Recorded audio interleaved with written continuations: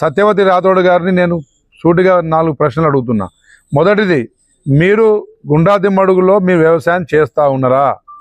మీ పేరు మీద ఎన్ని ఎకరాలు పట్టాలు ఉన్నాయి? మరి మీకు అగ్రికల్చర్ శాఖ వారు మీకు 10 బస్తాలు ఎందుకు ఇచ్చిర్రు?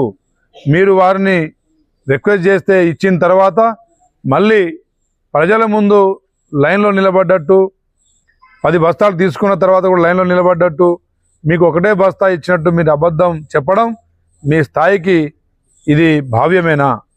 అదేవిధంగా కేంద్రాన్ని నిందించాల్సిన మీ ప్రతిపక్ష పార్టీల నాయకులు కేవలం రాష్ట్ర ప్రభుత్వాన్ని, అక్కడేమో షాపుల దగ్గర మోడీ గారి ఫోటో పెట్టుకుంటారు, మీరేమో మా ముఖ్యమంత్రి గారిని మా ప్రభుత్వాన్ని నిందించడం ఇది ఎంతవరకు భావ్యం? ఒక్కసారి మీరు ఆత్మ పరిశీలన చేసుకోవాలని చెప్తా ఉన్నా.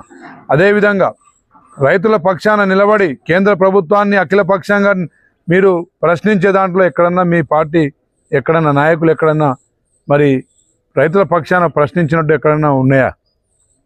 కాబట్టి మీరు చేసే మరి డ్రామా తెలంగాణ రాష్ట్ర ప్రజలు, ముఖ్యంగా డోర్నకల్ మహబూబాద్ ప్రజలు దీన్ని హర్షించరు.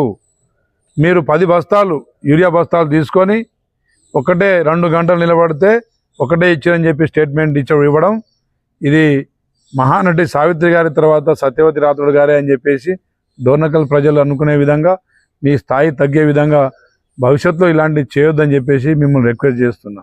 అదేవిధంగా రైతులకు యూరియా పంపిణీలో విజయవంతంగా పోలీస్ యంత్రాంగం, రెవెన్యూ యంత్రాంగం, వ్యవసాయ అధికారులు, కాంగ్రెస్ పార్టీ మండల నాయకులు అందరూ సమిష్టిగా రైతులకు 2 గంటల్లోనే 8 నుంచి 11 లోపే మరి ముందు రోజే లిస్ట్ తయారు చేసి ఎవరికైతే ఇంతవరకు రాలేదో అలాంటి రైతాంగాన్ని మరి లిస్ట్ అవుట్ చేసి వారికి సవ్యంగా యూరియా అందించడంలో మరి సక్సెస్ అవుతున్నారు. అధికారులందరికీ అభినందిస్తున్నాం. తప్పకుండా యూరియా ఇప్పటికే గత సంవత్సరంలో ఇచ్చిన దానికంటే రెట్టింపు యూరియా ప్రజలకు అందింది. దయచేసి కొంతమంది మళ్ళీ తీసుకొని లైన్లో నిలబడి తీసుకొని దాన్ని బ్లాక్ చేయకండి. అదేవిధంగా అస్సలు రాని వారికి కూడా ఇప్పించే కార్యక్రమం చేపట్టండి, సహకరించండి. అదేవిధంగా కొంతమంది టీఆర్ఎస్ నాయకులు లైన్లలో నిలబడి కావాల్సి రాద్ధాంతం మరి సృష్టించకండి. దానివల్ల ప్రజలకు కొంత ఇబ్బందికరమైన పరిస్థితులు వస్తాయి. కానీ తప్పకుండా మీ పార్టీ చేసే, మీ నాయకులు చేసే డ్రామాలు ప్రజలు కూడా తెలుసుకుంటారు. రేపు రాబోయే స్థానిక ఎన్నికల్లో మీకు బుద్ధి చెప్తారు. Thank you.